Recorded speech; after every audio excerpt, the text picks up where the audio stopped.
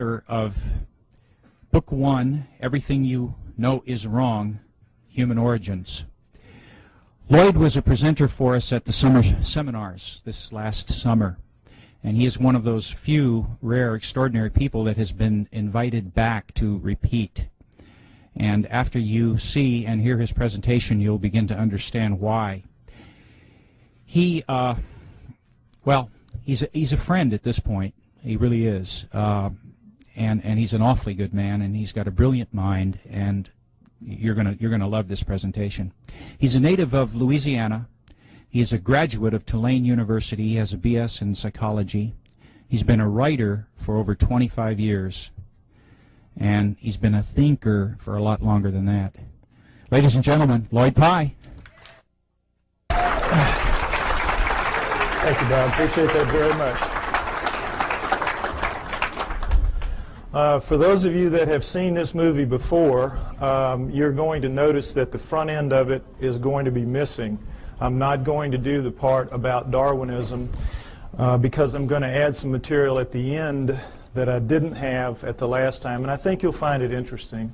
So what we're going to do is just start right in with the human origins, in as much as the book is about human origins, and we'll go from there. All right, can we have the first slide?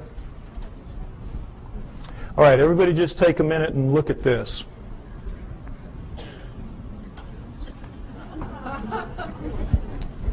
This is, wait, that's right, I don't need to do it. This is what we're all told is how we began as human beings. That we came out of the primordial sludge and step by step evolved into what we are today. Everything in that chain up to us is eat, survive, reproduce. We are, what's it all about? We have that incredible ability to say and think, what's it all about? How'd that happen? That's what this is going to be about. What we're told is, of course, that we're a natural flow of things, and that with this guy right here, we share a common bond that begins between 8 and 5 million years ago. 8 and 5 million years ago. Reason being, we know that we have upright walking primates of some kind or other at around 4 million years ago. So they just jack it back and figure if we're upright walking at 4, we probably split from a common ancestor with the down on all 4 apes between 8 and 5 million years ago. We know we were upright walking at 4 because we have proof of it at 3.5. Next slide, please. These are the famous Laetoli tracts of Tanzania, Africa, discovered by Mary Leakey and her team in 1978. And here you see what they are. We're in solidified ash. We have a large pair here, smaller pair here. We assume it was a couple moving along. And we see the track here in a blow-up is not quite human. It's different in several ways, but it's human enough to make it very clear that we have upright walking bipedal creatures 3.5 million years ago, no doubt, measured by ashfall, which is very accurate. So that's why we jack it back. If we were this upright at 3.5, we had to be upright at around 4, and that's where you get your dates of 5 to 8 million years ago, the split from the common ancestor. All right, now, next slide, please. Here's the depiction of how this happened. The nearby volcano laid out a layer of ash. The creatures go walking along, leaving their tracks. Then another layer of ash comes, seals the layer, and then 3.5 million years later, a rivulet comes through here, cuts through, exposes one of the tracks. One of Mary Leakey's team sees it, and then they peel back the layers until they expose the whole thing. Miracle piled on miracle. It's just amazing, an amazing discovery. Now, the reason I show you this is I want you to notice that all pre-humans that you will see in the books, and go back and you can check, they will show you a head that looks like this one pretty much, grossly primate in its characteristics rather, because that's what the skulls of all pre-humans look like. But then they'll always stick these human bodies underneath those heads. And this is a subtle brainwashing that is performed on all of us to make us think that these are, in fact, pre-humans, because that's what they're called. That's what anthropologists call them, pre-humans. Now, you can't pretend that those heads are in any way human, so they don't, but they leave the body parts looking, amazingly human. You have the hands coming down mid-thigh, and you know, I hate to say it, but God, this looks a lot like my body right there.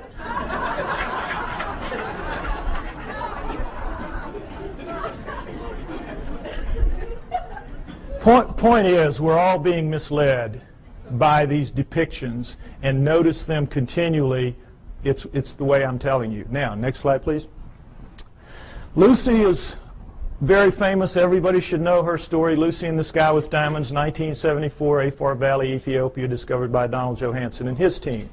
She is the first of the so-called prehumans. They are the Australopithecines, and she is one of the first types. Now, what we know from her is a remarkable amount, because we have 40% of her body recovered. With mirror imaging, that gives us 80%. It was so much more than any other fossil at the time. It was just amazing. So we know a lot about her. She stood about 3 feet 6 inches to 3 feet 8 inches tall. Very diminutive relative to us.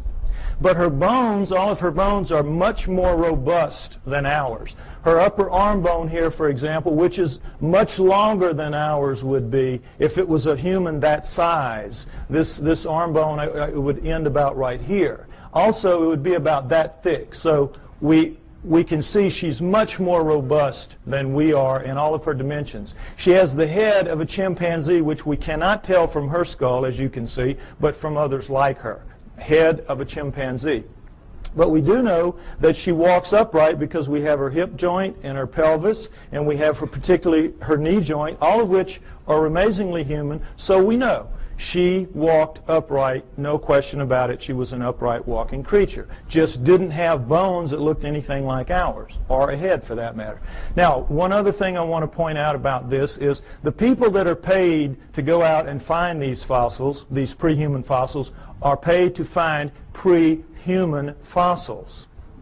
So what they do is they fudge it every way they can to make them look human, and they always have problems with the arms, because all the arms of the pre-humans are too long from here to here, from shoulder to elbow relative to us. So if you notice, what they did is they fudged this way up beyond where it ought to be to get this up here, so they could get the fingertip down around mid-thigh, when in reality it belongs down around here.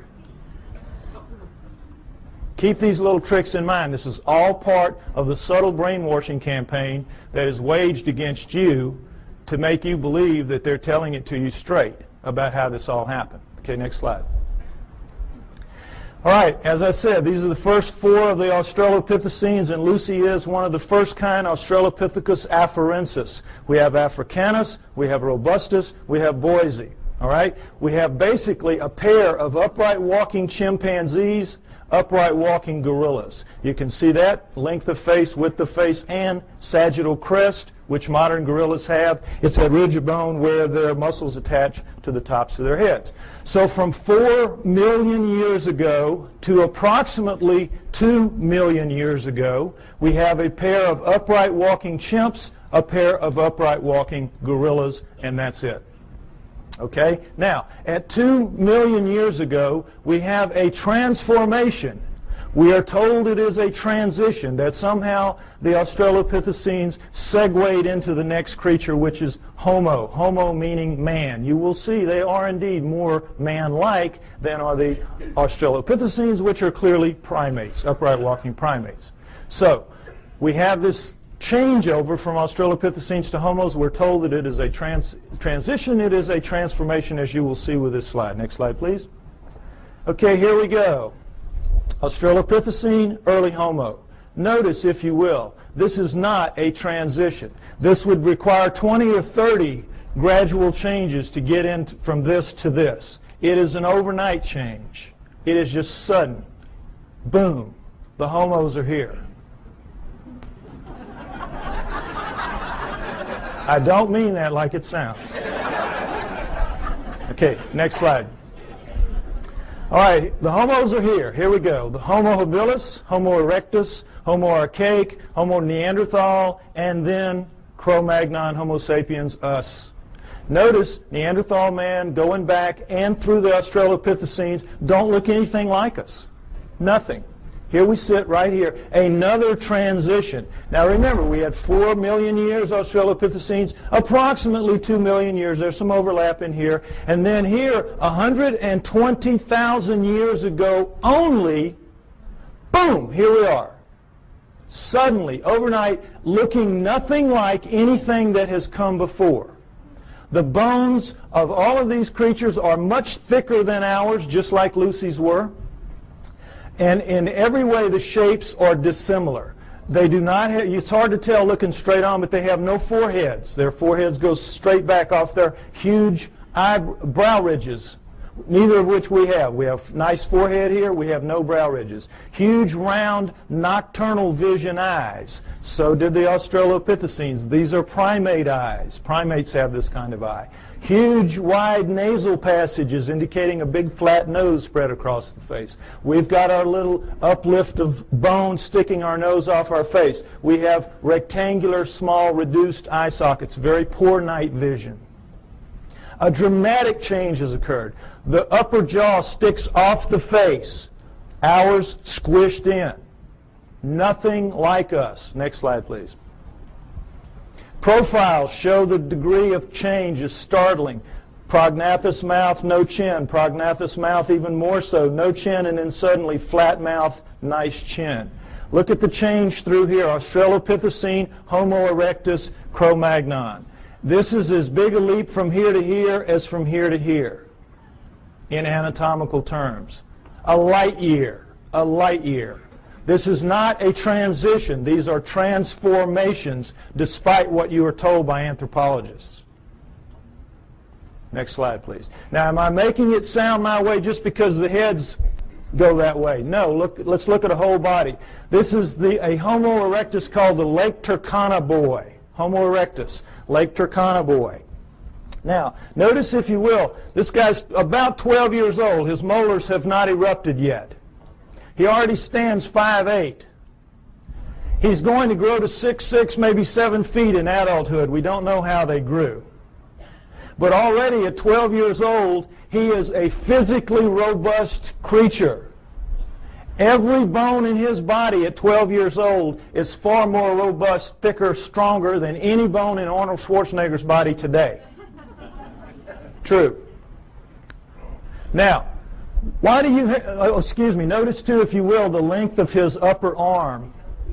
And he has some shoulder socket here, so they had to put it in the right place, so that forced him to put the fingertip pretty near where it belongs. It belongs a little bit lower, but pretty close. Now, what are bones like this all about? What's the deal here? Why are they so robust? Your bones are a function of the torque your muscles can generate. Your bones have to be able to withstand the pressure that your muscles can generate. And if not, your muscles would break your bones. So when you're looking at bones like this, you're looking at an incredibly powerful creature. What are you looking at? You're looking at primate bones, primates of the earth. This is how the primates are built. Gorillas, chimps, right on down the line. They are incredibly strong relative to us, are the primates. 5 to 10 times pound for pound. They can come, they'll come right out of the mother's womb, reach up, hands and feet, hook onto her belly, and she walks off. And they can hang on. Anybody's had a pet monkey knows what I'm talking about. Next slide. Okay, this is a chimpanzee, minus its hair due to disease, so you can see the musculature in here. And the strength of these things is amazing. Amazing. You could take a male chimp like this, not a gorilla, and put it in a room with Mike Tyson.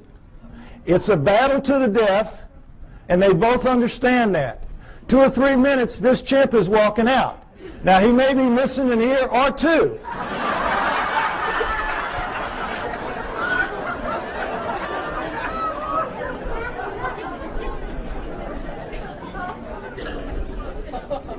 But the chimp is walking out. The chimp can tear him limb from limb, literally, apart. Understand that. Primate strength is nothing at all like human strength. Next slide. Same thing for Neanderthals, our supposedly closest nearest kin until just recently. Neanderthal fingertip bone, human fingertip bone. Segment of Neanderthal thigh bone, human thigh bone. Look at the difference. Not even close. This is quarters to dimes, shovel handles to broomsticks. No comparison. Our supposed, and we used to be told, absolutely, they insisted, they swore. We came directly from those guys. Even looking at this kind of evidence, that is what they insisted. Why? Because they have to explain it in terrestrial terms. Understand that science is hamstrung. They've painted themselves into a corner. They have to explain everything in terrestrial terms. They do not allow for outside intervention, whether that outside intervention is extraterrestrial or divine. And so they have to come up with explanations like this to suit the data, which doesn't at all support their conclusions. Okay, next slide. All right, here's the drawing that shows it a little more accurately what the prehumans are vis-a-vis the humans. Notice that in the drawings the hands are down pretty much where they belong relative to ours. Also notice the rib cages are the upside down funnels of primates in the prehumans as opposed to ours. What's the situation there? Well, you can't tell it very well from here, but all of the prehuman heads are stuck on their bodies like that, the way primates are. Their heads are down in on their shoulders. Only we have that elevated neck sticking our head up off of our torso. They also have that extra arm length and that extra power, and so they need a bigger fulcrum up here to wing their arms and do what they have to do. So all of that extra muscle mass plus the head torque down in there squeezes out the room, and so you're going to get that pinched off triangle that primates have. And we, with our shorter, lighter arms and lighter bones, we don't need all that muscle mass, and we got our heads sticking up, so we have a completely different rib cage. I want you to understand that. Now, the main thing to understand here is there is not a single human bone in the so-called prehuman fossil record. The main thing I want you to understand, there's not a single human bone in the so-called prehuman fossil record. And guess what? Anthropologists will not argue the point with you. An idiot can see it. An idiot can see it. All you got to do is point it out to them. Well, they know that. So they say, you're right, you're right. There's not a single human bone in the prehuman fossil record, even though we insist that these are indeed prehumans. The reason we can get away with this is because we're going to put somebody right in here that's going to show a transition between these guys, and that is the missing link, the famous missing link. You've all heard about that. This is what it is. This is the thing that's going to stand right in here and miraculously show a smooth transition from this to this. Well, I tell you what, if the missing link was here today, he would need about 20 or 30 cousins standing right beside him, showing enough gradual transition to make this plausible. You don't just get one missing link. You need dozens to make this theory work of gradual transition, the Darwinian paradigm. And they don't even have so much as a fingernail, not a fingernail, of the missing link. Which leads us to conclude that Charles Darwin is a blowed-up peckerwood.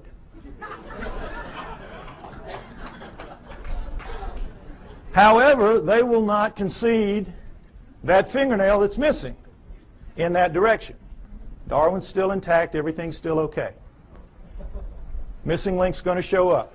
It's been 140 years, not yet, but he will show up. Okay, next slide. All right, the throat thing, I want you to get that clear in your mind. Notice, if you will, this is a standard primate throat, and of course this is our throat. A complete redesign, complete. Not least of which is the fact that they can breathe and eat and swallow and drink at the same time and not choke. We, of course, you know what happens when we do. The peas come out of our nose when we start coughing.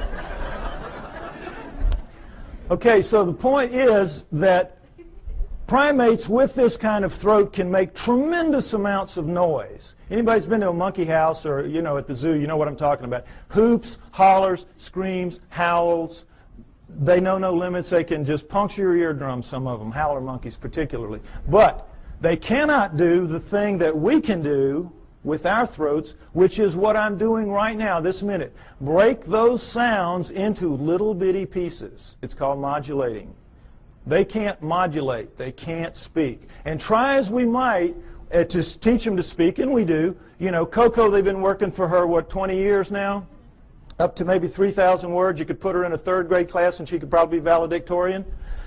But she can't speak. She can't speak, and she's never going to be able to because she doesn't pack the gear, as they say in the military. She doesn't pack the gear and never is going to. No primate is. We are completely different and completely special because of it. Next slide. All right, now, so here's what we're left with. This supposed smooth transition right on through from the early ones to the later ones, including this. Now, you can see, I hope, that all that's really happening here is the brains are getting bigger. And it's harder to tell because the Neanderthals and the archaics, their brains are expanding back here in what's called an occipital bun. But they're getting bigger every step of the way. It surprises most people to find out that Neanderthals had bigger brains on average than we do. 1,500 cc to 1,400 cc. Bigger brains than we have, Neanderthals. We shrunk somehow and got so much smarter. Figure it out. Point is that we're told that all these guys went extinct at 30,000 years ago because that's when we see the last Neanderthal. It's when we find the last Neanderthal fossil, 30,000 years ago. Okay, so they went extinct and that's it, and we're left behind. We were told for a very long time that we appeared at 30,000 years ago. That Cro-Magnon appeared right as the Neanderthals ended, so it was a real nice fit.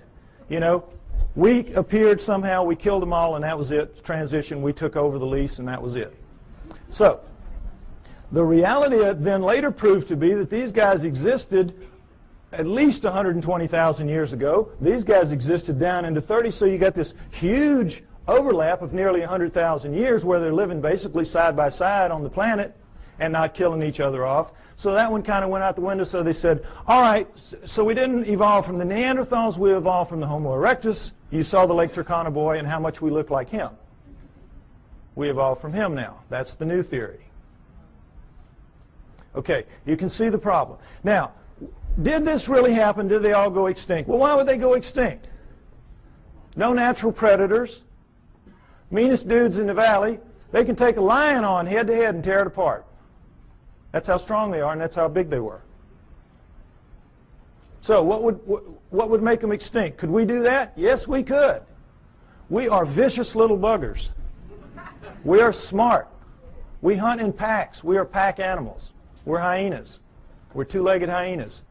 And we have a savage territorial imperative. Together, we could kill any of them. One-on-one, they just pop our heads off like a pimple. Understand that. So, given that, what if what we did was instead of driving them to extinction, we just drove them where they don't make fossils anymore? What if that happened? Is that a plausible scenario? Let's take a look at it. All right, let's look at the Earth first, where these guys will live in. The Earth is divided into ecological niches. Ecological niches. You have the prairies, the savannas, the grasslands, the lightly wooded areas, primo niches. That's where everybody like us would like to live. You know, it's comfortable. The not-so-nice niches are the heavy, deep, dense forests, jungles, swamps, bad places like that, where we kind of live on the edges, but we don't really live in the heart of darkness. We think we do, but we don't. So, what if these guys lived in the primo niches, which they did because they were leaving fossils? And guess what? You leave fossils in the primo niches, in the prairies, savannas, grasslands, lightly wooded areas. Why? Because it's very unique that a fossil gets formed of this kind, because you have to die in very specific circumstances. You have to get caught in a flash flood so that your body is washed away, covered up by mud, so predators can't get you. Your flesh rots off, the minerals leach into your bones, and you become stone and you become a fossil. Or you get killed at the water hole. One day you're really tired, you're really hot, you're not paying attention, you go down to drink, the lion jumps on your back, kills you right there at the edge of the water hole, and then the wildebeest herd comes up behind him, run him off, stomp you down into the mud, and now same process. You're covered by mud, your flesh rots off, your bones are, the minerals leach into your bones and you become a fossil, and that's it. And that's pretty much it. It's very hard to form a fossil otherwise. And so we see how miraculous that process is just to make them in the first place, and then millions of years later it washes up, or whenever it washes up, and somebody sees it that knows what it is and can recognize it and can save it. It's miracle stacked on miracle. That's why they're so few and they're so rare and they're so precious, because of that. Now, understand this, that in the deep woods and jungles of the world, they don't make fossils. Doesn't happen. You get your water out of the environment. You don't have a water hole. You get out of your food and things like that. It will surprise you to know that there is not, to this day, a single solitary fossilized bone of a chimpanzee in the world that we know about. They just don't make fossils. So, instead of them all going extinct, why don't we just postulate that they lived in the primo niches? This guy arrived sometime prior to 120,000 years ago when he starts leaving fossils. And he issues an eviction notice to all of these. Get out of town. We're here. We're taking over. And they do. And there'll be some skirmishes. They'll kill a few of them. And these guys, you know, they're not that stupid. They'll figure it out. These guys are bad news. We got to move. And because they're adapted to the planet, we've seen the millions of years they're here. They're adapted to this place. They can go pretty much anywhere they want to, and so they do. They just walk until we don't chase them anymore, and that's into the deep woods and the jungles of the world. And if that scenario is true, and I postulate that it is, then it would explain the hundreds and thousands of stories that we have from around the world of what? Upright walking, hair-covered creatures living in the deep forests and jungles of the world, every continent except Antarctica. The hominoids. It explains the hominoids. You with me? Okay, next slide. Let's take a look at a hominoid. Here we go. This is a statue of a Bigfoot Sasquatch type, carved Willow Creek, California. This gentleman's about 5'7". I'm 5'11". You can figure that if that thing was here, his head would be up about right here. Okay? There are 4 kinds of hominoids. 4 kinds. We know of 2 in the West primarily. Sasquatch Bigfoot, this kind, abominable snowman Yeti, and then there are 2 other kinds that are dominant in other parts of the world that we don't know very much about, the Almas and the Agagwis. Okay? Now we're going to go over them. They're pretty much the same except for size. All right. The Bigfoot Sasquatch kind, as you see, 7 to 10 feet tall, 700 to 1,000 pounds on average. The giants, the big ones, the ones you hear the most about. The abominable snowman Yeti, man-sized, 5 to 7 feet tall, 300 to 600 pounds, lives exclusively in the Himalayan ranges as far as we know. Taken together, those 5 ranges are as big as the United States, plenty of room to roam, but they are not on all continents. The Bigfoot Sasquatch kind is. The third kind, Almas, the Almas. They are found primarily in the mountains of southern Russia and western China, the Pamirs and the Caucasus, and the Altais and the Tian Shans. But they are also elsewhere in the world, including in the United States. Man-sized again, 5 to 7 feet tall, 300 to 600 pounds. Fourth kind, the Agagwis, about 4 feet tall, weigh about 200 pounds, the pygmies of the group. All right? Now, you might remember, ironically, there were 4 Australopithecines, 4 early Homos, and what a surprise, there are 4 types, basic types of hominoids. Interesting, isn't it? Now, what they are is this. The Bigfoot Sasquatch kind live in what is called lower montane forests. Now, in mountainous terrain that are covered by trees, and if you've done any flying in the Pacific Northwest, you know what I'm talking about, the lower trees are called lower montane. As you go up, you get into upper montane.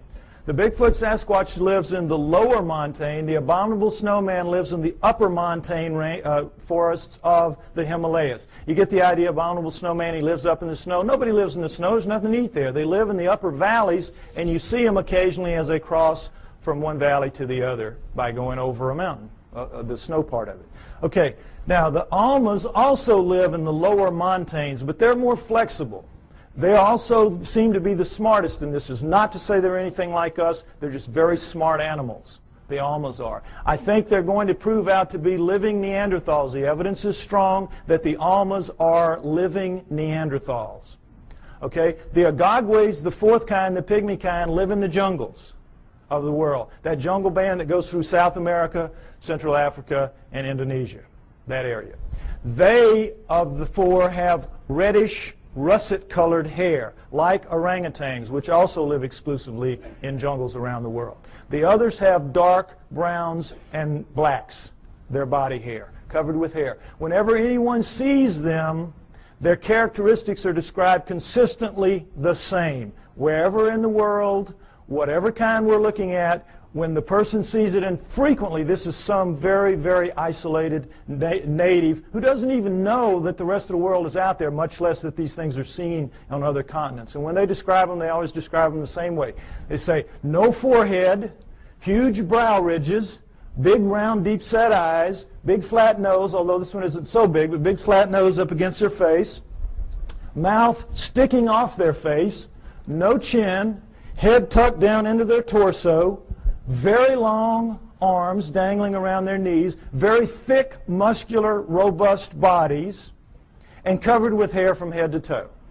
Now, take away the hair, and what did I just describe to you to a T? The pre-humans. Am I right? You saw the skeletons. You saw the bones. The pre-humans. What does this lead us to believe? The pre-humans are the hominoids. The hominoids are the pre-humans. The pre-humans are the pre-hominoids. It's their ancestors, not ours. It's clear to anybody that will look at the evidence. The so-called pre-humans are, in fact, pre-hominoids. Now, it's easy for me to stand up here and say this. What's the proof? Well, let's start right here with their feet. They leave tracks. All around the world they leave tracks. We have upwards of 10,000 or more photographed, plaster casted, or both.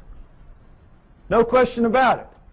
And guess what? They're all fakes. All of them. Every one of them is a fake.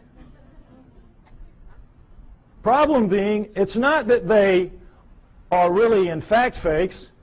They just can't be real. They can't be real because not only is Darwin a blowed up peckerwood, all of his followers are. And they don't want to be that. So these cannot be real, even though they are. Now, is it possible that they could all be fakes? All these tracks could be fakes? Could they fool everybody? No. Why? Because we know a lot about it. Let's take a look. There's a science called ichnology. And what an ichnologist does is he studies the tracks left in fossils by creatures going millions of years back. Show them a fossil, they can look at a print or a track or anything, they can tell you what made it. There's a whole science to it. If you go back into prehistory, all of our primitive tribes, the one thing you had to pass on to your children was how to read the tracks in the area and know what they were, so that they could feed their family out of the environment and so they could keep from feeding some wild animal's family. Very important. If you took everything we knew about, remember Tonto and those Indians, boy, they could just smell a track and tell you 20 things about what made it. We know about tracks. And this is two of the basic things we know. That when any living fleshy foot, like a human foot or a hominoid foot or even a camel pad, it doesn't matter, makes a track, puts a track down, the subtle interaction of bones in the foot, in our case it's 26 bones, 33 joints, dozens of muscles, ligaments, and tendons, makes a very subtle movement and lays it down in a very specific way from the midline out. And so it leaves a distinctive print with little lines in here called compression lines. Next slide. When you do it with a fake foot, you don't get that subtlety of movement because there's no sequential parts to a fake foot. If you're missing a foot and you need a prosthesis, you're going to get just a dull, stiff foot. We cannot duplicate anything even close to it, anything even close to a real foot. So whether this is plaster or rubber or plastic or wood, it doesn't matter. If you're making a fake foot, it's going to be of a piece, and so when you put it down into the medium, you have to stamp it or press it as a whole, and in doing so, you get a very distinctive look to that, and it's a little ridge here with cracks on the top and the outside that's an impact ridge. So we have compression lines and impact ridges. Now, I can give this little lesson to a class of first graders, lay down a bunch of tracks here, real and fake, give them a magnifying glass, and they will not miss one. They will not miss one. Now, forest rangers that make their living out telling you, bear, elk, zebra, it doesn't matter. Whatever it is, they can tell you what it is. And no anthropologist will question their expertise. But if they see a hominoid track and they say, boy, that looks real to me too, the anthropologist say, well, you don't know what you're talking about there. You don't know what you're talking about there. That one's fake. You're wrong there. See how absurd it is? And for the most part, you believe it because you don't expect them to lie to you. You don't expect them to have an agenda that they're maintaining. But they do, and they do. And keep it in mind. Okay, next slide. All right, this is the way a human foot works. Looks and works. This is, of course, a good foot, not a flat foot. This is a typical human foot with an arch. When we come down on our heel, we have to swing our momentum around the arch, then cut it over into the ball, which will regenerate some of the lost momentum, and then we come out thrusting off of our big toe. That's how we walk. Our smaller toes pull up and act as balancers. If you notice your feet tonight when you walk around, notice how that works. Your big toe will go down, your other toes will pull up, and it will leave in making a medium, an undisturbed ridge of medium here, in making a track rather, an undisturbed ridge of medium right here, but this, of course, will be squashed. Very distinctive print, no question about it. Now, guess what? We walk badly, badly. When you do time and motion studies of us walking, we're keeling around as we're swinging our momentum through our feet. We're locking our knees. We're basically throwing ourselves through our hips. That's why our joints wear out as we age. Our knees and our hips. We're using them badly. We walk badly. Whoever designed us needed to go back to the drawing board a couple of times more. They got lazy. It was a mistake. Okay. With that in mind, next slide. Let's take a look at a hominoid track, typical hominoid track. This is Bigfoot, 16 inches long, but taken in that really nice powdery dirt you get at the end of a hot summer, so it's a very clear, distinct print. Notice, if you will, the differences. We have a midline about right here, ankle shifted very far forward, heel extended back here and very much widened, forefoot shortened very much and widened, all 5 toes looking about the same shape, ironically, square, and all 5 toes acting as balancers because you have medium all the way through here. So you're getting the forefoot thrust coming out completely of the ball area, which is dented in, and it's like a 2-part motion, sort of. So they have a completely different foot. It's a completely redesigned foot. Why? Completely redesigned creature. Much bulkier, much heavier, much denser, much more robust. So you need a different kind of foot. No arch is going to support that kind of weight, so you have no arch. Now, the funny thing about most real, quote, fake tracks is that the local yokels who make them make big human footprints and go out stamping those around. So, you know, immediately, they don't even have sense enough to know you got to do it, make a completely different foot. But the main thing to notice here is, remember, in our motion, we walk here, we go here, we do this, and we're very awkward. Look at the line of thrust here. Straight shot. What does this tell us? He walks right. He does it better than us. He does it the way it's supposed to be done. He or she does it the way it's supposed to be done. Isn't that interesting? Next slide. Okay, this is something else that the best hominoid tracks have. Dermal ridges. Now, it's kind of hard to see, but dermal ridges are your fingerprints on your feet. Fingerprints on your feet. This is why they take a baby's footprint when it's born. Fingers too small to deal with, just stick its foot on. Same thing. Individual, unique. Dermal ridges. And there you... Oh, I think my battery's running out. Oh, no. No. When I put it down here, it goes out. I may need a replacement part here if anybody's got one. Yeah, I know, but I think it's just because I shook the battery a little bit. All right, anyway, point is that whoever's faking these things out around the world, thousands of them, is taking the trouble to make articulating feet that if they would just put on the market, they could make a fortune in the prosthetics industry. And then they're taking the trouble to incise dermal ridges when lasers would have a hard time doing this. I mean, criminals, if this was easy to do, criminals would get their fingerprints fixed, would they not? Instead of cutting them off. Lasers really couldn't do this kind of work, I don't believe. Oh, okay. Okay. Thank you. No, I got it. I'm going to go with this one for now. Okay. So, you with me? It's a conspiracy to end all conspiracies, this making the hominoid track conspiracies. And what I'm trying to get you to see is that is in fact absurdity piled on absurdity that they're asking you to believe. And again, for the most part, you do believe that. Most people who came in here today probably believed everything that the tabloids have to say about the hominoids. Problem being, if the hominoids are real, what does it mean? We are off the flowchart of natural life on Earth, and they don't want that to happen. Neither science nor religion. So in this instance, they hold hands and walk down the path together. Okay, next slide.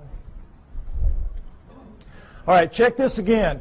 Comparison, Bigfoot track, plaster cast, human foot, just to get this in shape in your mind again. Next slide. All right, another pair of hominoid tracks, as you can see. These are so grungy looking on the soles because they were taken out of clay as opposed to dirt, as you saw earlier. But in every other way, they're hominoid tracks, are they not? We found, they're found together, so we assume it's a male and a female, like the two that we saw walking along at the Laetoli tracks. Right? Would everybody agree? This is as hominoid as it gets, right? Wrong! Guess what these are? Neanderthals. These are Neanderthal tracks, absolutely and without doubt. Toriano, Italy, a cave 30,000 years ago. Neanderthal artifacts all over the place. Neanderthals. Bona fide. Now, what does this tell us? It tells us that the Neanderthals, for sure, are hominoids because they got hominoid feet stuck on them. Plus, they got hominoid heads stuck, as you saw from the skulls. Furthermore, we can assume, I think, fairly, that every one of the ones we saw earlier, all the way back to Lucy, 4 million years worth, had feet just like this and were, in fact, hominoids. The track you saw at Laetoli, remember the one down in the corner? It looked a heck of a lot like that, didn't it? The hominoids are the prehumans. That's the point I keep trying to make. Now, I'm extrapolating a little bit here. I'm taking a little risk because we don't have the feet nor the prints of any other prehuman. We just have to go with logic. But guess what we do have? We do have the feet of Neanderthals. Next slide.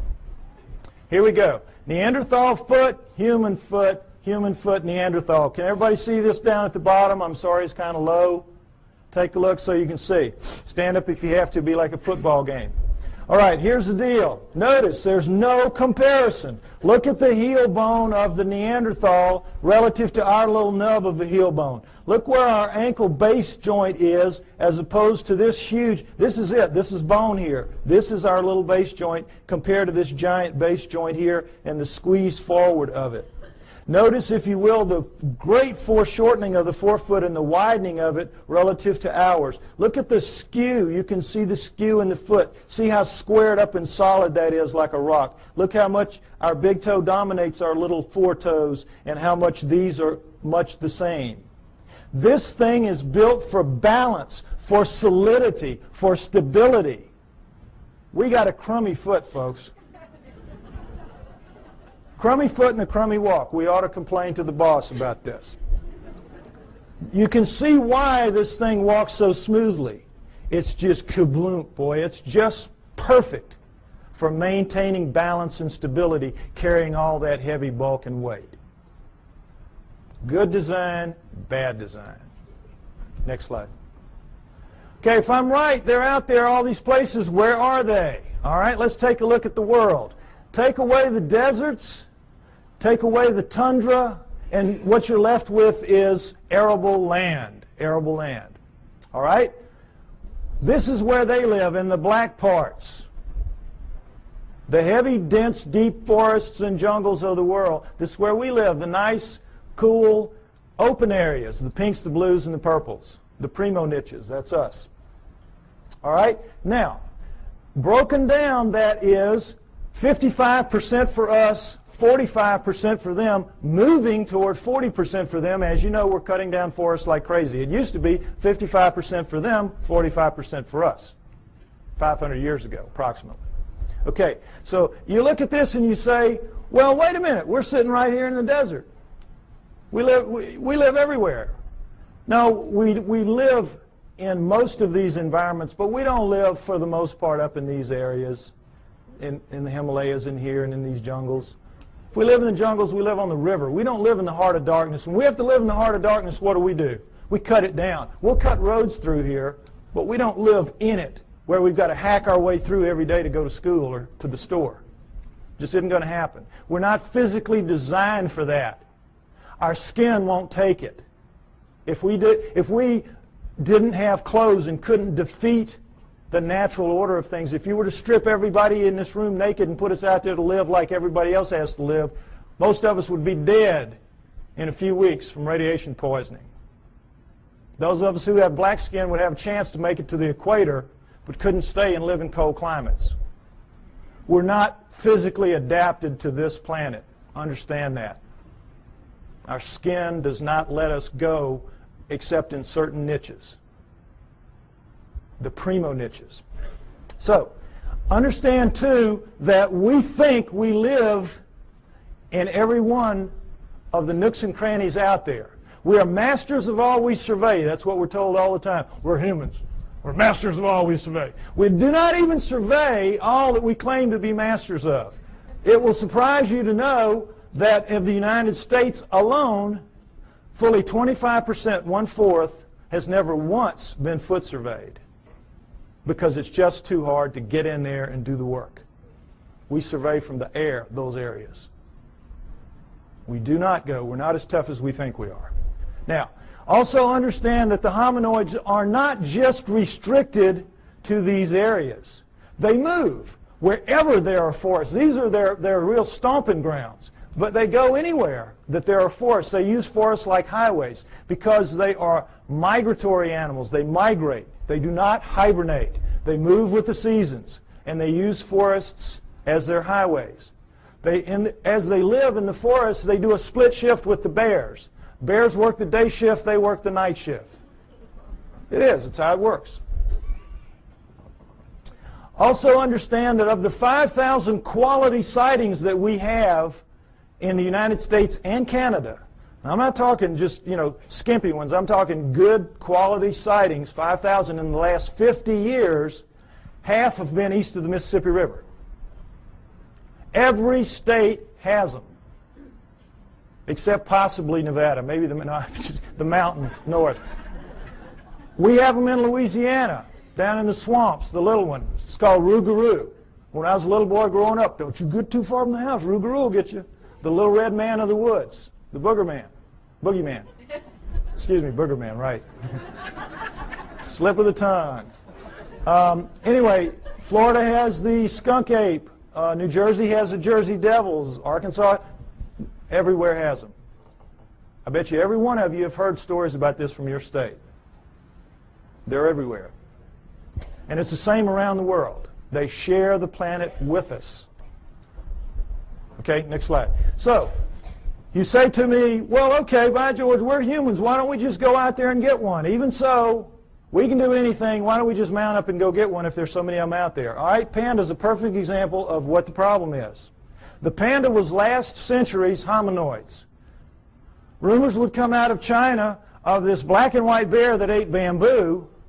And, of course, every PhD in the world sitting behind his little desk does not even have to get his fanny up out of the chair to say, well, forget that. We know they have black bears. We know they have brown bears. We know they have white bears. But they're all carnivores. No vegetarian bears. You kidding us? Ridiculous.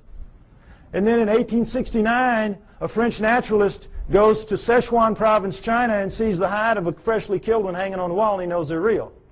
So every zoo and museum mounts up the expeditions that you would like to see mounted up today to go out to find the next panda and bring it in. Serious. Now we're talking Sichuan province, an area the size of the state of Arizona, very mountainous, hilly terrain, difficult terrain covered with bamboo rather than woods, but in every other respect like the environment that hominoids will be found in. How long do you think it took those teams? And this is back in the 1800s where people really knew their way around the woods. How long do you think it took? 60 years. And quit giving away my punchlines. Don't do that anymore. 60 years. 60 years. Those of you who've seen the movie, do not give away the punchlines. Okay. Now, it sounds like a gross exaggeration, and it is. They only looked for about 30 years. This is where Ivy made the mistake. They only looked for about 30 years, and then they gave it up.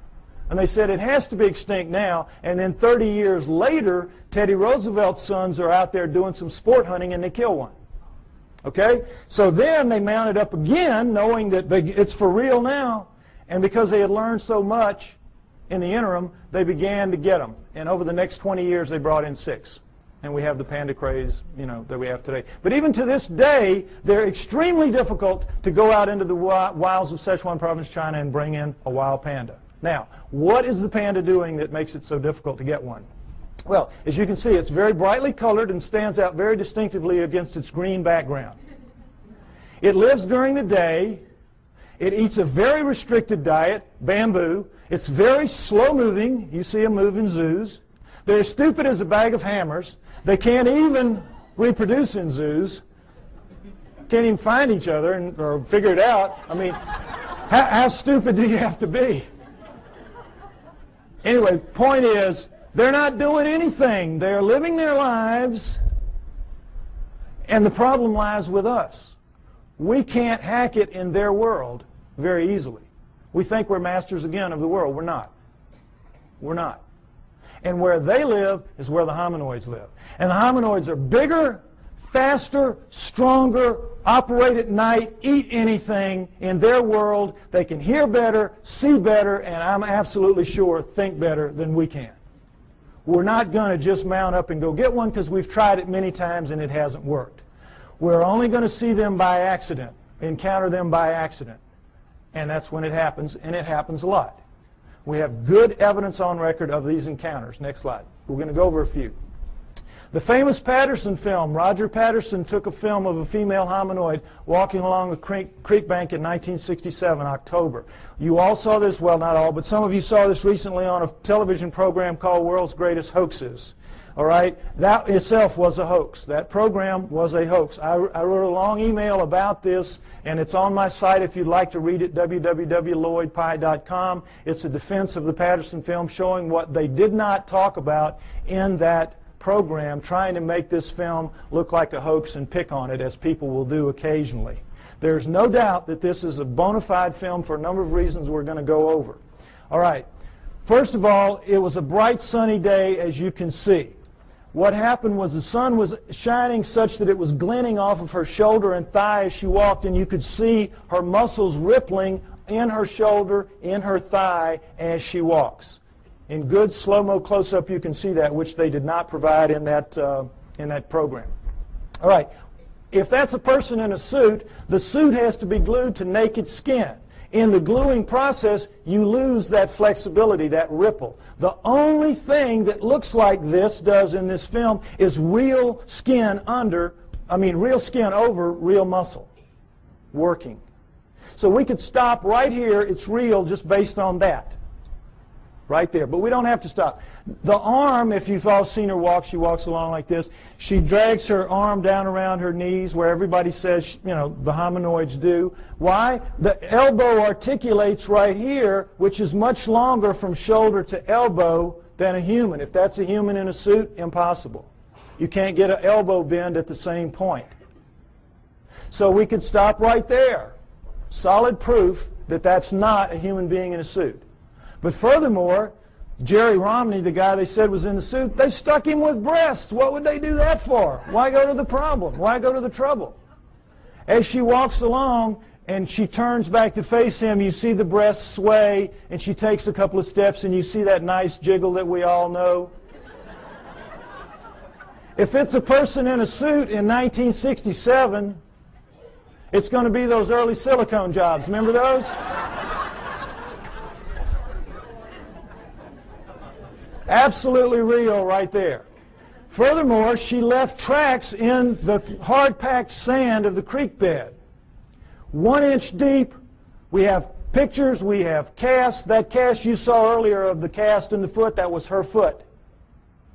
No question, inch deep, walked a 200-pound man beside her not long after. He sank about 1/4 of an inch. So we know that as she stood there doing this, she weighed 600 to 800 pounds. Fake that. That's got to be a real lead-lined suit. 600 to 800 pounds as she walks. So we know that it was a legitimate film. Furthermore, as they pointed out in the program, with the fake films, they can never tell you where it happened and who did it, who took it, because they don't want that guy to be grilled and they don't want experts to go and measure one limb here and know how tall it really was. Well, what Patterson did was he went right out fast as he could and begged every expert in the area that he could call, every anthropologist and zoo person, come out, bona fide sighting, please bring dogs. And you don't want to bring dogs because these things have a very powerful body odor that even tracking dogs will recoil from. If it's a person in a suit, it's like the suit's not even there. The dogs are after it. Patterson did, of course, no expert came. Needless to say, they never do. You can't get them to go because they know what will happen. A young man named Grover Krantz went out early in his career as an anthropologist, took a look at one, and he said, it looks real to me. And it's 30-some-odd years later, and I think he's still trying for tenure. They've made a tremendous example out of Grover Krantz for what happens to people who side with the enemy in this issue, which is a very volatile, very sensitive issue. Okay? So no experts would come, needless to say. Patterson did everything right that he could except film something that could be real. Other than that, he was great. Okay, next slide. A man named Albert Ostman, picture taken in 1957, talking about an event that occurred to him 33 years earlier in 1924 when he was a young man, a timber cruiser in the woods of southern British Columbia. He's taking some time off. He's out looking for gold mines, lost gold mines. He's sleeping in his sleeping bag one night, and suddenly Big Hand picks him up, shoves him to the bottom of the bag, slings him over its back like Santa's bag of toys, and scoops up his camp stores with the other hand and walks off with him. He is captured by a Bigfoot. He has marched for about an hour. He's got barely enough room at the top of the bag to breathe. The hand couldn't get quite around the bag, so he had enough room to breathe, but he stuck down the bottom of it. It dumps him out an hour later or so, and he's in a 10-acre basin of high rock walls where he can't get out, and there's one opening opposite where he is, and over there is the den of the living quarters of the male Bigfoot that got him, his mate, and their 2 offspring, a young male and a young female. And Albert Ostman stays with them for 6 days before he can figure out a way to escape, which is very funny, very clever. Not going to go into it. Takes too long to tell. It's in the book, okay? But he gets away. The point of the story is not how funnily he escapes, but that he doesn't tell anybody for 33 years. Keeps it to himself, thinking everybody would think he was crazy, which they would do. And then in 1957, he reads an affidavit in a paper by a man who saw one picking berries, and the man said, if anybody has an experience like this, would you share it with me? So Ostman writes him a letter and says, this is what happened to me. Well, when people found out what happened to him, the roof fell in on the poor guy. Experts came in from all over the world. He had to take lie detector tests up the wazoo. You know how it works. And so you know that when you're telling a story, a long, detailed story, and it's a lie, you can't keep the details straight. You're going to goof it up, and they're going to figure it out sooner or later you're telling a lie. He never goofed up. He passed all his lie detector tests. No, anybody that had anything to do with him, just read the testimonies, say he was absolutely A+ straight-up guy, telling a true story. Next slide. The famous Minnesota Iceman. Ice Child is more like it. This was a juvenile Bigfoot killed by a man named Frank Hansen in the woods of northern Minnesota. Ironically, in 1967, the same year that Patterson filmed his Bigfoot 2,000 miles away. All right? Now, Frank Hansen shot it in the back, blew out that nice hole in its chest, dropped it, severed its spine, dropped it down. It pulled its arm up to protect its face from him, as you can imagine, shot it through the wrist, through the left eye, blew the right eye out onto its cheek, and blew out the back of its head. Coup de grace, killed it dead. At that moment, 1967, Frank Hansen could have changed history. He could have taken this thing, crammed it down the throats of science, and we would not be having this discussion today. We would all accept hominoids as a reality from that point forward. No problem. But Frank Hansen was not that kind of man. The kind of man he was, he saw the opportunity. He bought a 7-foot floor freezer. He threw the body in there. He filled it up with water. He froze it. He put a piece of plate glass over it, and he took it around to shopping malls and county fairs for about 12 years, from about 1978 to, about 1968 to about 1980. Did anybody here besides me see it when it was out? There's always people that saw it. Okay, so they can tell you that it was the real deal. Okay. Now, what you saw if you went and paid your buck to see it was this thing laid out, and you could see it's kind of snowy, milky ice right here, but where you could see it was like glass. It was like air. It was clear. You know how ice can be. So, you could see very clearly that this was an ex-living dead thing laying in front of you. But don't take my word for it. Take the word of a man named Ivan Sanderson. When Frank Hansen was trying to get publicity for this, he allowed Ivan Sanderson, a true zoologist and a great cryptozoologist, to study this thing for 3 full days.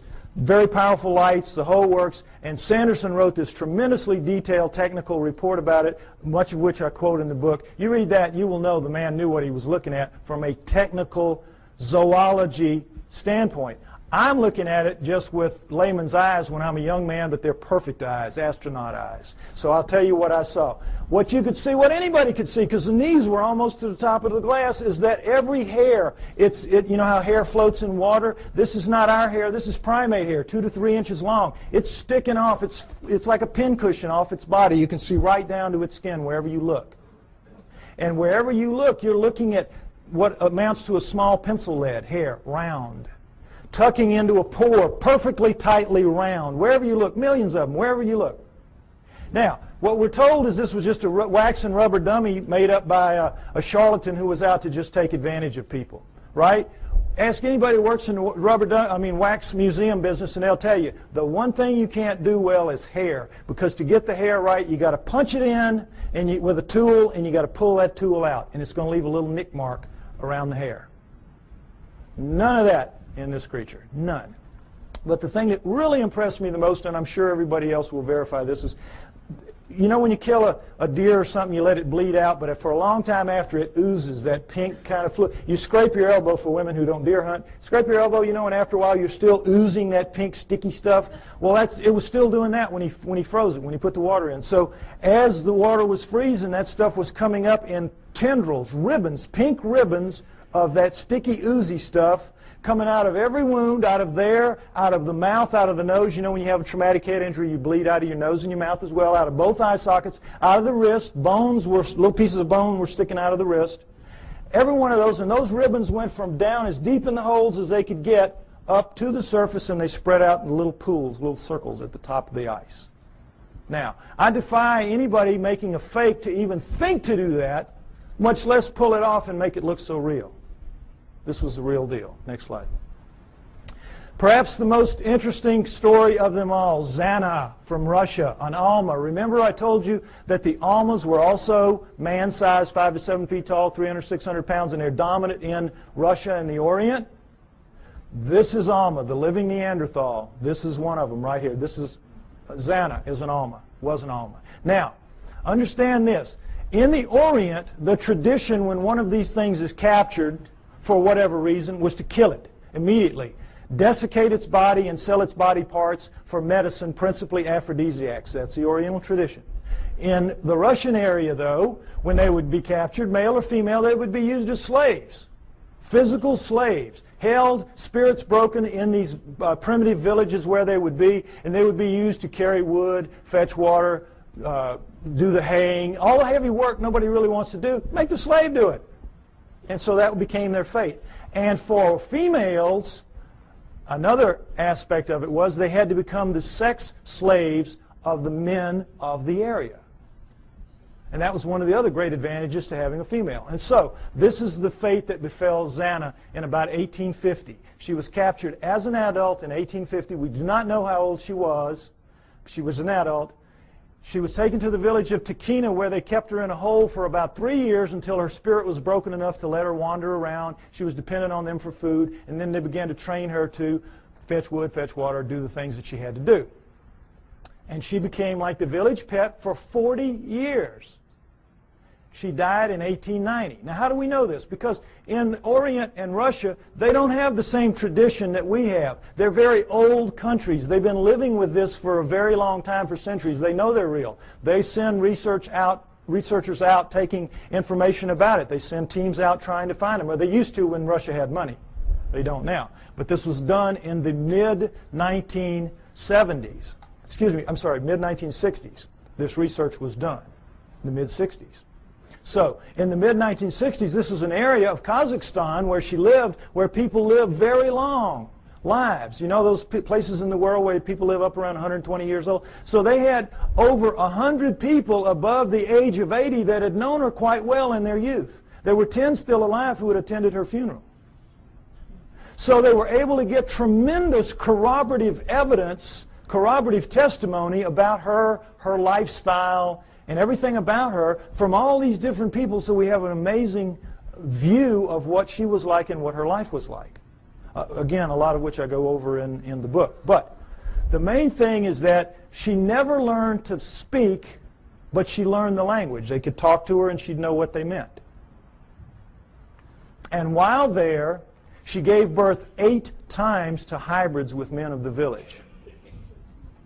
8 times. Killed the first 4 accidentally because her kind apparently washes the newborn off immediately. She would take it to the freezing glacial river that ran through the village, and because they had so much human in them, it would kill them.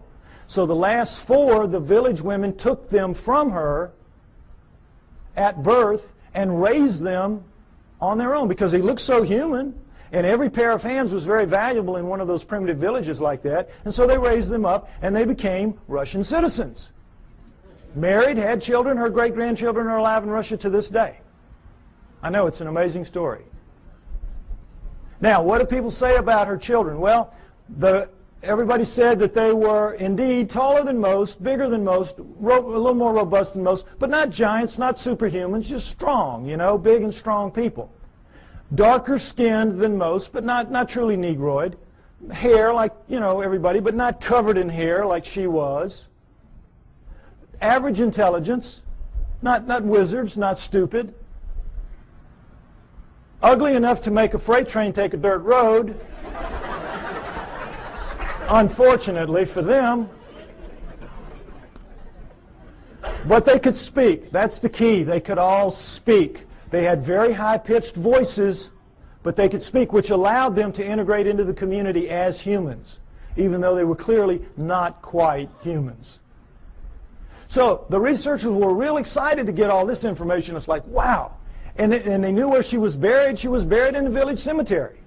Unfortunately, this is a Muslim area. They don't mark gravestones there. So they knew she was in the village cemetery, which had existed for centuries, and they couldn't say just where because of the 10 people that were alive. They all had different memories of where it had been. Who knew that 70, 80 years later somebody was going to care? So they couldn't decide. They couldn't, and they would have had to bulldoze the whole thing. The village wouldn't let them do that. So somebody says, well, guess what? Her youngest son, Kvit, died in 1954, only 10 years prior to this study. So they said, we know where he is. We'll let you dig him up. So, boy, they dug him up. Her youngest son, Kvit. Now, before we look at his skull, I want to say again, remember, Neanderthals had bigger brains than we did, and they carry them, we do rather than carry them in a bun in the back of their head called the occipital bun. All right, let's take a look at Kvit's skull. Here you go, right here. Notice, if you will, that's a remnant of an occipital bun right there. Notice how much of a forehead he doesn't have. Look at the size of these brow ridges. Look at that eye socket. Is it starting to look familiar? Look at the size of that nasal passage. Look at the size of these teeth. Look at the size of that jawbone. Look at the size of the cheekbone. But look at that chin. Allows him to speak. This is an ugly dude, kids. This is a Neanderthal, basically. This is a guy you do not want to meet in a dark alley. Now, what, of course, anthropologists say is that he is an extreme variation on the human norm. An extreme, real extreme variation on the human norm. But that's how they explain it. Okay, I ask you to take my word for it. Hominoids are real.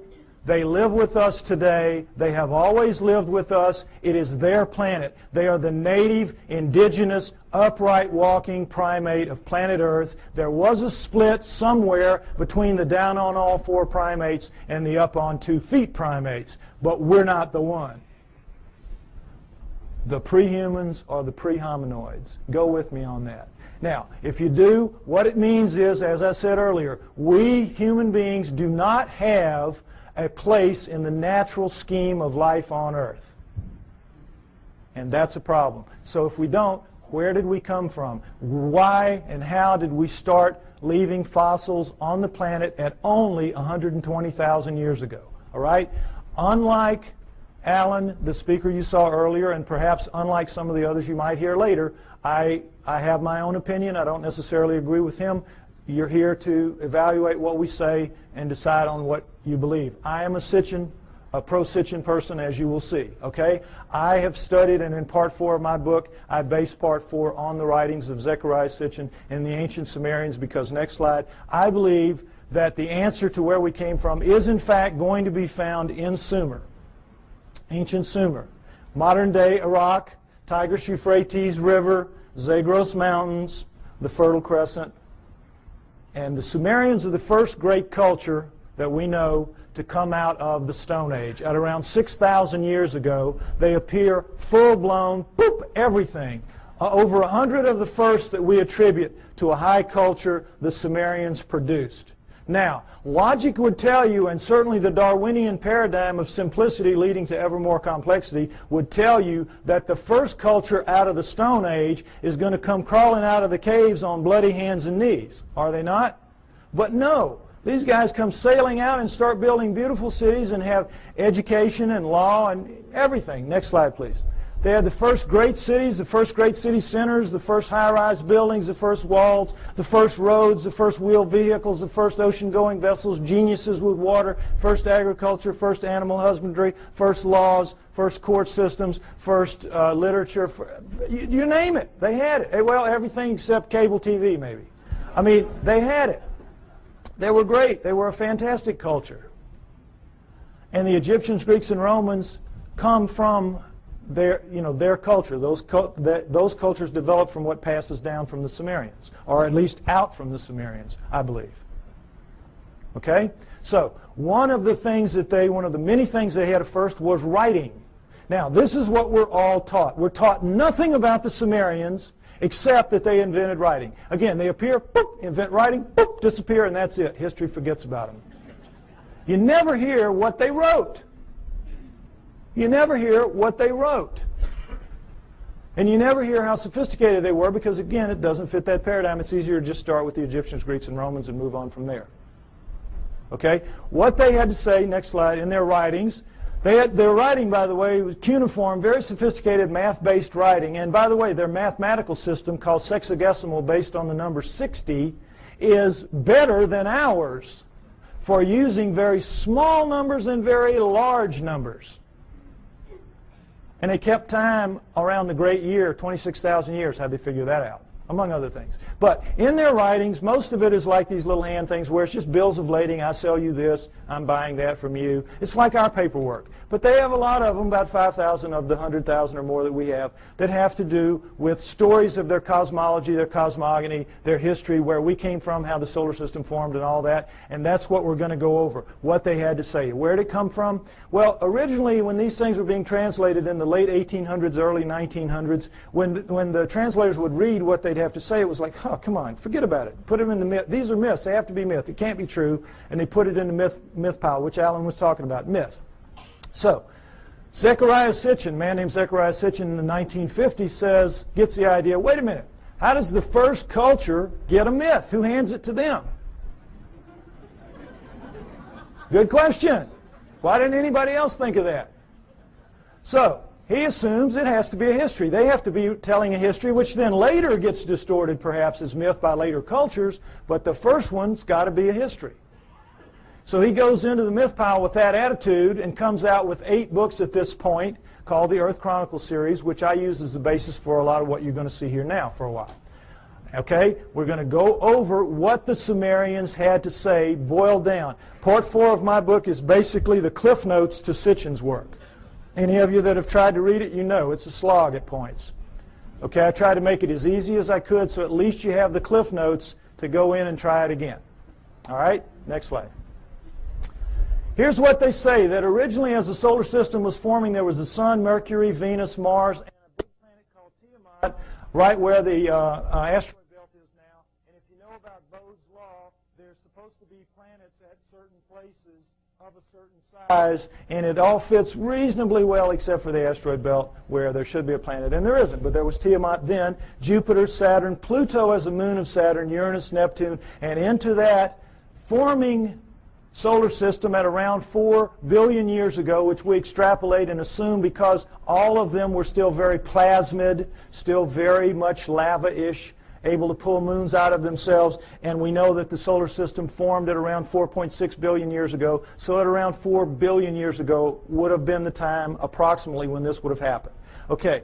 Nibiru comes in, and as it's a stray planet like the one we saw a few months ago being slung out of the binary star system on the news. We all saw that. Probably something like that. It's captured by the gravitational pull of the large outer planets, swung around the Sun, captured by the Sun, and is caught in an elliptical orbit like a comet, moving clockwise as opposed to the counterclockwise circles of the other planets. Well, as you can see, there's the capacity for real problems here with one going one way and one going the other. And in the second time around, Nibiru collides head-on with Tiamat at planetary speeds. This is a collision.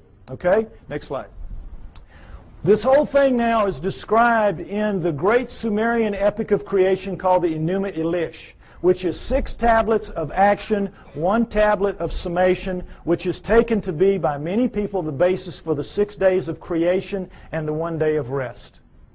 Because much of the Old Testament is a direct come down from the Sumerians. And if you know the Sumerian history and you read your Sitchin, you will know that, or my stuff, you will see that that is the case. Now, in that great epic of creation, the Enuma Elish, six of the major puzzles of modern astronomy and Earth geology are, I think, plausibly answered. You heard Alan's interpretation of some of it. I'm going to give you mine and give you the basic Sitchin explanation. Okay? What they say is that in the collision, Nibiru slams into Tiamat. It is a little more held together. It's older, and so it is coalesced more. It holds together. Tiamat is shattered in two, blown apart, torn in half. And that the lighter outer crust, the crust with the water on it, is scattered in all directions. Boom. Just an explosion, the lighter crust, and goes off with the water. Now, one of the great mysteries of modern-day astronomy is comets. Comets make no sense for this reason. They come from all over the place. In a linear universe, when, you know, the great ball of a primordial cloud of dust and gas swirling around flattens out into a pancake to make the solar system, that's the ecliptic. Everything formed in the ecliptic should be in the ecliptic. Nothing should be out of the ecliptic, and yet comets come from all over the place. So they had to be removed out to where they are some kind of way, but we don't have any idea. So they come up with this fantastic thing called the Oort cloud, which is so far away you can't imagine. The Oort cloud is one of the biggest jokes out there. And that's how they explain comets, because they can't explain them any other way. But the problem with comets is they have water in them. And anything out in space is not going to produce water. You produce water by being a cooling planet with lava spewing up the steam and stuff like that, and it condenses, etc. So comets have to begin in a planet.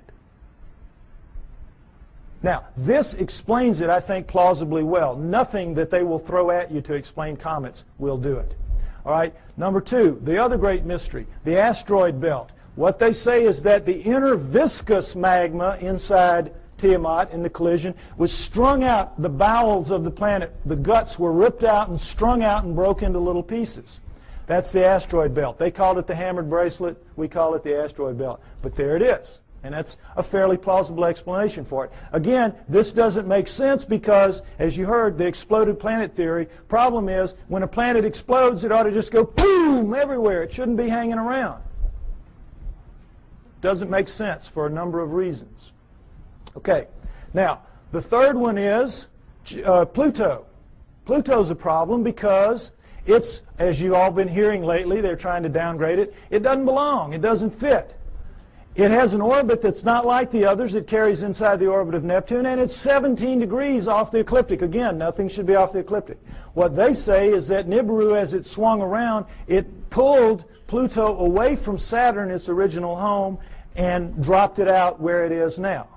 Now, all astronomers know Pluto is not a natural planet. It started life as a moon of an inner planet. They know that. But they have no idea how it could have gotten moved out to where it is. Here you go. Here's the reasonable answer right here.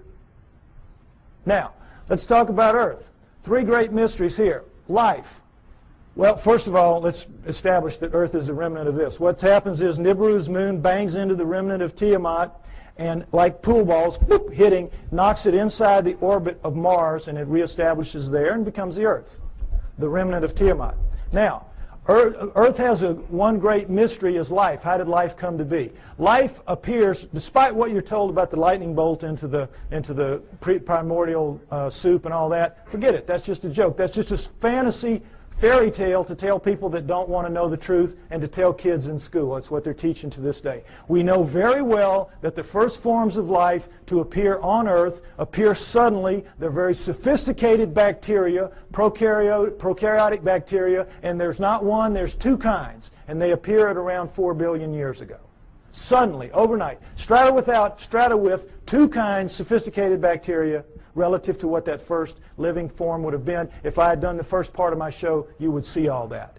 Okay, you can get the tape or get one tape and put it in a room and let everybody see it if you want to. But anyway, the point is, life is a great mystery. How it would suddenly appear 4 billion years ago, here you go. It says in the tablets, in the collision between Nibiru and Tiamat, in the mingling of their waters, Nibiru passed life to Tiamat, to the remnant of Tiamat.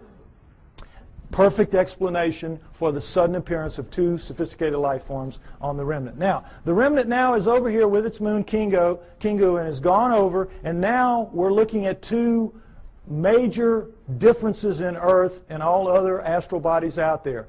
Earth is missing a huge portion of its crust, and it has plate tectonics, movement in the plates. How could that happen? No explanation. Why? Because in the vacuum, any liquid in a vacuum, what does it do? You see it in the space shuttle all the time. They let orange juice or milk. It makes the smallest, tightest ball it can make. That is what a liquid does in a vacuum. Smallest, tightest ball it can make. Now, that is what all the other astral bodies have done. They don't have plate tectonics. There's nowhere for the plates to go. They're as tight as they can be. Where do plate tectonics come from? In the collision, the backside of Tiamat is cracked like an eggshell. Cracked like an eggshell.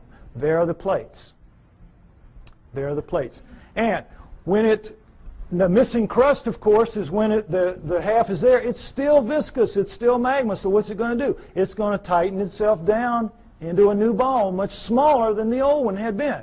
And what's going to happen? It's going to have a big chunk gone, a big missing piece of itself, a big hole in itself, in its skin. And so that scar is going to break up into pieces as the plates move around, and we have the plate tectonics and we have the missing surface that we know about today. Next slide, please. And we'll take a look at just a representation of what it looks like with the water gone. Not to scale, of course, but you get the idea. This is not like any other planet or moon out there. Something happened. And I think the Enuma Elish gives a plausible explanation for what that was and for all the other things that I mentioned as well. Next slide. Now, when the dust settled, here's what we had. The solar system as we know it today, with Nibiru moving in this clockwise 3,600-year orbit. And I say it passes outside the orbit of Mars, inside the inner edge of the asteroid belt. And the last time through, I think, was around 200 BC, which means it's just past aphelion out here, and it's going to be back around 3400 AD, about 1400 years. We don't have to worry about it if I'm right. You will get arguments about these dates. Some people use textual interpretations. I use the date of the ending of the Ice Age, which I believe was caused by Nibiru passing through and lifting the tides. You can read about why I think that in the book. And I use the dating of the ice cores and the tree rings of science. I try to make my work as scientifically based as I can because I expect someday to be able to go toe-to-toe with those guys, and I want to be able to do it on their turf in their terms. Okay? So, next slide. All right. This is some of the proof for that story that you've just heard, and it starts with cylinder seals. And I just want you to see what a cylinder seal is. There are about 5,000 of these that we have. They were their printing press. It was just a thing they would roll out on the clay to leave little pictures like this. Now, when they had a story to tell, they told it in the tablets like you saw. But when they had an event that everybody would know the event, like I showed you that cartoon, and everybody here, we all knew in a very small space that was talking about millions of words and thousands of volumes about evolution. Am I right? We all knew. Well, they would all know this was the story of the time the gods or whoever gave the water to the water buffalo or whatever. The point is, notice the fine detail in the best of the cylinder seals, and then realize that these are basically 2 to 3 inches high. They're like big spools of thread. Made out of precious and semi-precious stone, carved in a circular format so that they roll out flat and three-dimensionally.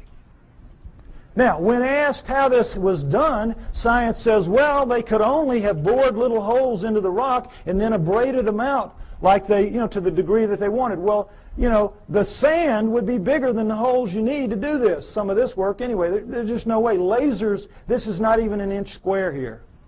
Lasers would have a hard time doing this if they could do it. Nobody knows how they did this. They're just pulling one out of the hat on you. Okay, next slide. This is the one I want you to see. This is a much older one, much more worn, as you can see. 4,500 years, 4,500 years, 2,500 BC. It's called it's VA 243. It's in a museum in Berlin. It's well dated. And it's called the Granting of the Plow. This is a seated God. See him in his chair with a plow in his hand. And this is a standing God, and this is a human. How do we know they're gods? Because they have horns on their helmets. Horns on their helmets. Notice the horns. This is how you signify gods, or they did anyway, the Sumerians did on their cylinder seals. And I want you to pay special attention to this because later at the banquet we might see a real live Anunnaki helmet. We might see that. Okay, now, normally they would put astronomical signs up here to indicate who the god was because not everybody would know. But in this one, obviously everybody knew. And as you can see, this the human is carrying this kind of skunky old digging stick that the most primitive people have, even to this day. And this new wooden plow here, 4,500 years ago, we can go to Egypt today and see this very plow, and in many other third world countries still being used, this very plow. Okay, so no question it's the granting of the plow. But this is what makes this special right here. Let's see a blow up of that. What is this? Solar system, right. Sun, Mercury, Venus, Earth, in their relative sizes, mind you. Earth, Moon, think how small that is. What grain of sand dug that out? Mars, and then, what should be here? This should be the asteroid belt. This is Nibiru, folks. Nibiru. Jupiter, Saturn, Pluto as a moon of Saturn, Uranus, Neptune. Notice that it's only a little bit bigger than Uranus, Neptune. It's about 3 times bigger than Earth. Nibiru is a good-sized planet. Good-sized planet, according to this. Okay? Now, again, what proof do we have of any of this? Let's take some look. Let's take a look at this. All right. Here's a look at the solar system that you don't get to very often. And did it occur to any of you that we were looking at a cylinder seal carved at 4,500 years ago that had Uranus in it that we only discovered in 1781 when our telescopes got good enough to see it? It had Neptune, when we discovered in 1846 when our telescopes got good enough to see it, and Pluto, which we discovered in 1930 when our mathematicians got good enough to tell our astronomers where to look for the thing because it was so small. What are the Sumerians doing knowing about that? Furthermore, what are they doing writing in one of their tablets that if you look at these two, Uranus and Neptune, in the heavens, meaning right out on them, they look like blue-green watery twins? When we didn't find that out, we thought they were just big old gas bags like Jupiter and Saturn until Voyager went out there in 86 and 89 and found that, lo and behold, they really are blue-green watery twins. What the Sumerians said 4,500 years ago. Furthermore, they didn't count the way we do. Earth was not the third rock from the sun for them. It was number 7. So that means they were counting from out here, and they were putting Pluto in its correct place. What are they doing with all that knowledge? Well, they make no bones about it. They say everything that we know, everything that we are, everything that we have comes from the people living on Nibiru. The people living on Nibiru came to Earth and gave us everything that we have, everything that we know, our great culture. Now, what's the proof of that? Is there any proof that any ancient advanced civilization was ever on Earth at any point in the dim or distant past? Yes, yes. The megalithic structures out there, the pyramids, Tiwanaku, Baalbek, Teotihuacan, Stonehenge, you name it, a couple of dozen of them. All of those are impossible for human beings to recreate today. And yet we are told in another one of these great fantasies that they were somehow created by people in ancient times, ancient Egyptians or ancient Sumerians or anybody. Somehow or other they did it. And it's just absolute malarkey. Impossible. Now, next slide. Some Egyptian scholars tried to prove it by getting down in with some pink granite here and wailing away with some stones for a few hours and tore their hands up and walked out of there saying, well, you know, we couldn't make much of a dent in it, but boy, you know, those old folks, they sure had a lot of time on their hands, and somehow they figured out a way to do it. Wouldn't give an inch after this. Wouldn't give an inch. It's ridiculous. Now, here's the stone they're working on. Next slide. Some of you may have seen this. This is an ancient 1,170-ton obelisk lies unfinished at the Aswan quarry. A crack rendered the stone unusable. It's pink granite. They were making it into an obelisk like the one you saw in Alan's slides. Okay? It's about 100 feet long. It's about 12 feet wide, 12 feet deep on the side. Imagine the Washington Monument, just squared off. And it's pretty much done. But now let's move this from the Stone Age. Let's move it through the age of copper, because copper wouldn't make a dent in that. And let's move it into the Bronze Age. Bronze will chip on it. Bronze will take a little bit of it out. Now, let's put our bronze chisels or hatchets or whatever in the hands of some guys and get them down in this crack and put them to work. How do you think you're going to fare in there?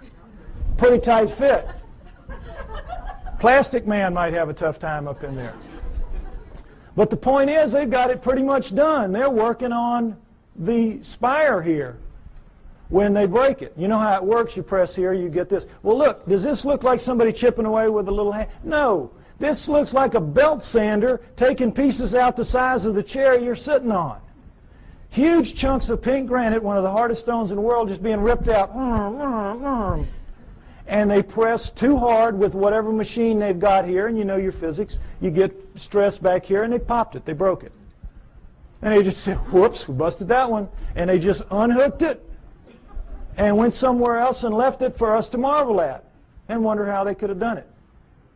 But now let's go ahead and say they didn't bust it and they finished it. These primitive people now who managed somehow to do this. They finished it, it's ready to go. The hole, by the way, is about 15 feet deep. That's the top of it up there. But still, what's the first thing they've got to do? Somebody's got to draw straws to get down there with his hatchet and cut it loose from the bottom. Now, who's going to do that with 1,100 tons sitting on top of him? We could not get our best diamond-tipped blades to cut through underneath this thing. The weight would stop the blade. We could not, the operative word here is impossible. We could not get this out of here. And yet they did it time and time and time again. To lift it out, just if we could somehow cut it loose, we would have to take a dozen of our largest movable cranes to wring that hole just to get it up.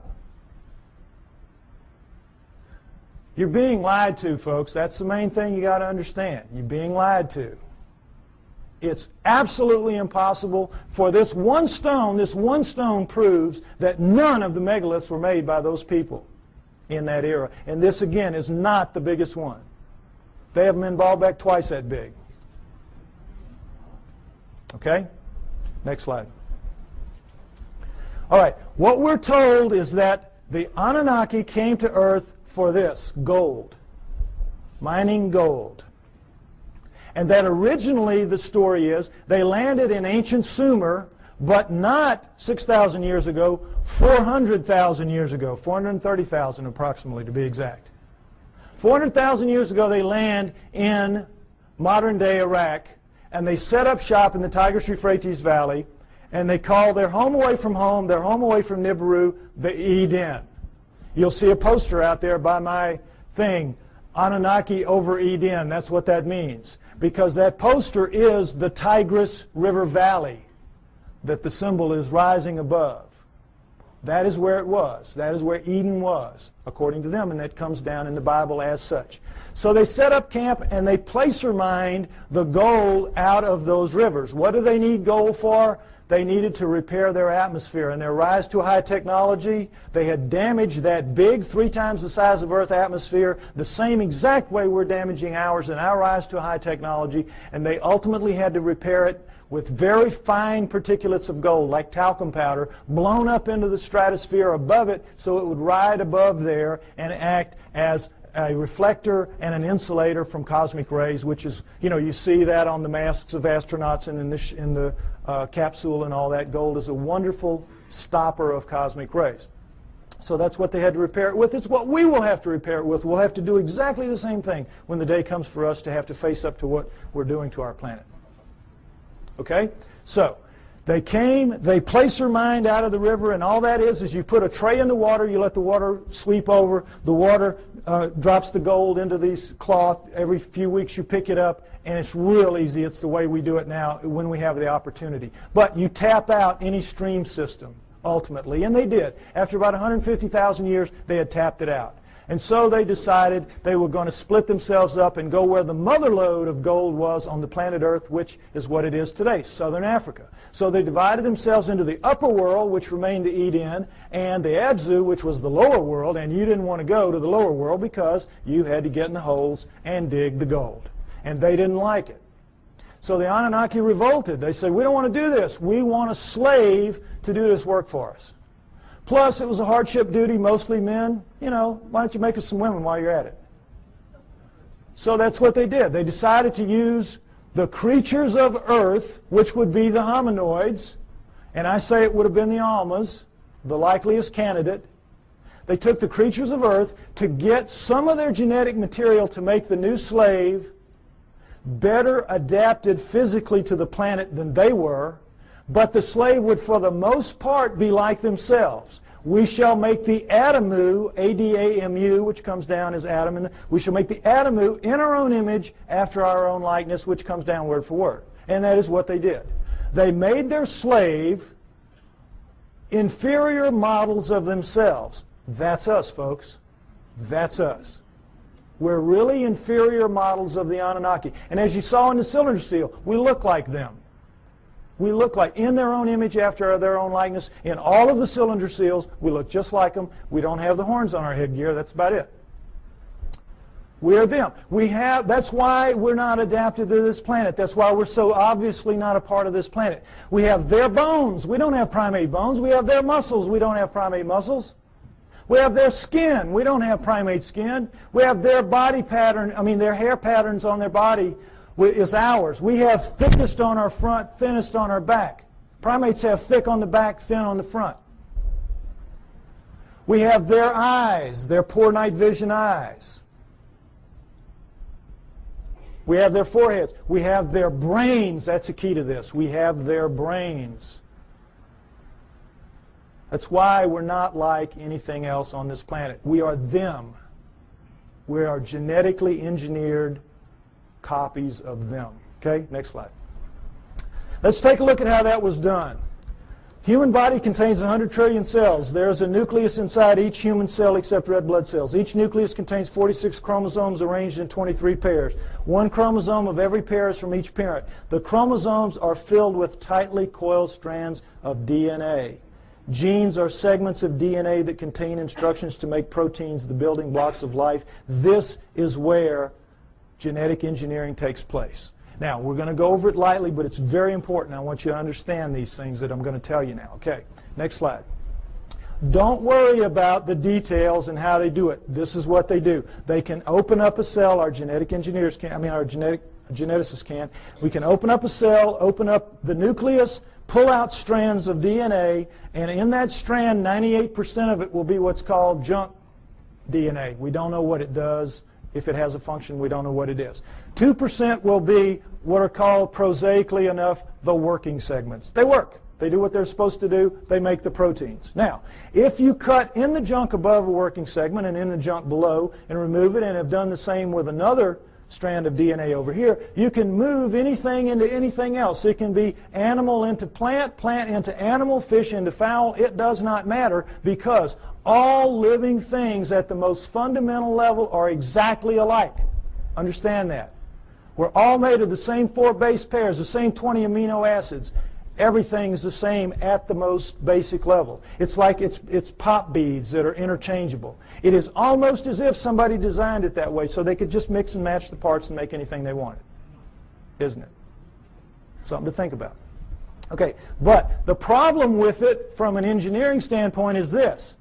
You're not cutting with a blade. These are not precise cuts. The blade would have to be a few molecules thick. You're cutting with chemicals. Chemicals. Now, the chemicals can cut pretty accurately, but mistakes are going to happen. Something's going to ooze out where it doesn't belong. Something's going to splash over it where it doesn't belong. Mistakes are going to happen. Inevitable. We know that. We make mistakes all the time. Another problem with genetic engineering is you don't know what you're going to get when you do this. You can't predict. You have to decide what you're going to do. You have to do it. You have to let it express, which is live, and see what you get, and then use that to determine what you do the next time. And of course, the great fear in genetic engineering is somebody's going to make a mistake and create the Andromeda strain that's going to kill us all. A legitimate concern. Although everybody's very careful, and I'm not too worried about it. But mistakes do happen because all of this is so incredibly microscopic. It's out of the nucleus of your cells. Imagine how microscopic it is. But don't try to figure it out. I can't even figure it out. It's really complex. But they do it. Okay, understand that. Now, with that in mind, let's look at some of the proofs that I say indicate very clearly that we are, in fact, what the Sumerians say, a genetically engineered species by the Anunnaki. Next slide. Okay, here we go. The cerebral cortex is the deeply convoluted surface region of a brain that is most strongly linked to intelligence, lower right. It's the stained part out here. If you peel that off of the brain of a rat, it will cover a postage stamp. Peel it off of a monkey, it'll cover a postcard. Peel it off a chimp, it'll cover a sheet of typing paper. Peel it off of us, and it'll cover 4 sheets of typing paper. Now, you can see this is a transition. This is clearly a transformation. Now, there's some weird things about it. These guys are using all they've got. All they've got. We're using 1/2 of 1 page in a very different way than they are using what they have. 1/2 of 1 page. How do we know? We all know. We use about 10% of our brains. We know that from the studies done with idiot savants. You know that. And we know there are thousands of miles of neural network in our heads not being used. We don't know why. We don't know why. I'll tell you why. We shall make the atom who's strong but not too strong, smart but not too smart. They sealed it off genetically at the 10% mark or wherever it is. We don't know exactly where it is. But wherever it is, they sealed us off. You don't want your slave to be anywhere near as smart as you. You, in fact, want your slave to be so decidedly inferior to you that you never have to worry about treating it like a slave. So they engineered us to be really clever to ourselves, but for them, we were smart enough to talk, take instructions, act with a little bit of ingenuity and self-reliance. They could turn things over to us and kind of let us take over and do it. They gave us just enough to be wonderful in our own eyes, but be pond scum relative to them. It's what they did.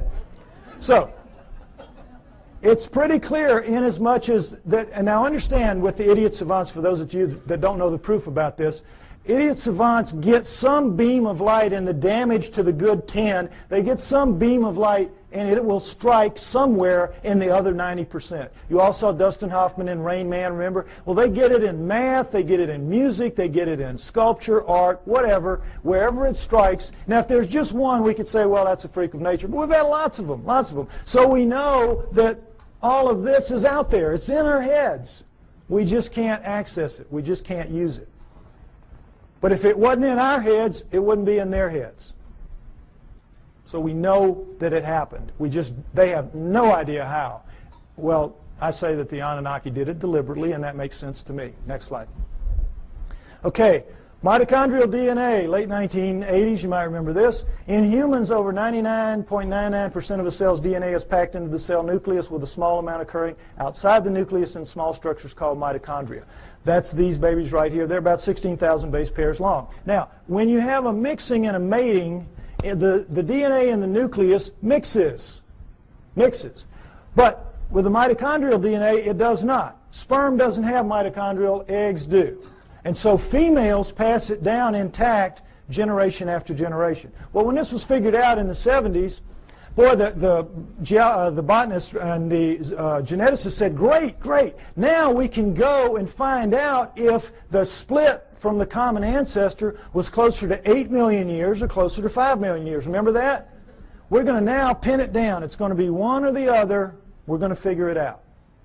So they went out and they took the mitochondrial DNA of women all around the world, every race, every creed, every culture, every country, and they brought them back to the lab and they started working on them. And when the answers came in the late 1980s, it was not 8 million years ago.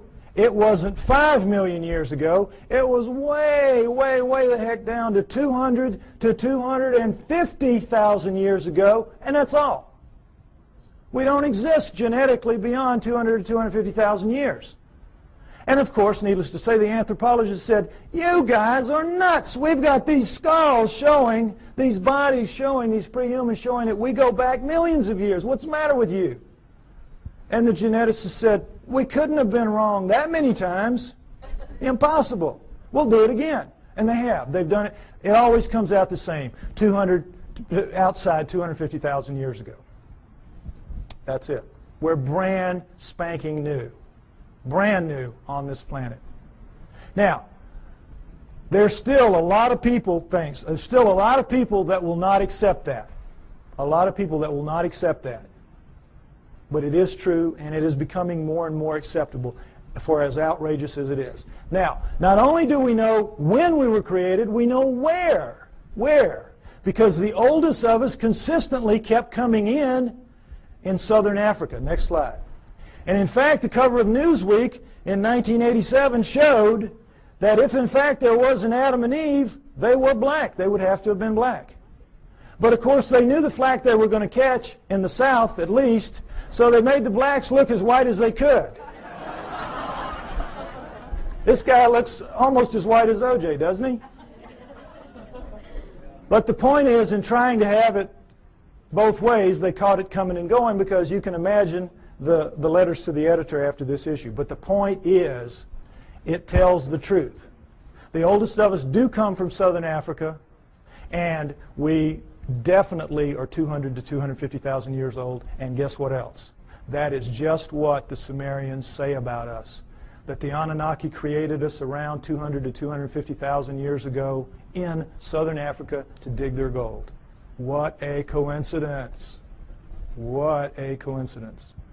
Okay, next slide. Okay, what happens when a creature is born in the wild severely screwed up physically? What happens to it? Dies, right? Parents will kill it. They will not put that defect into the gene pool.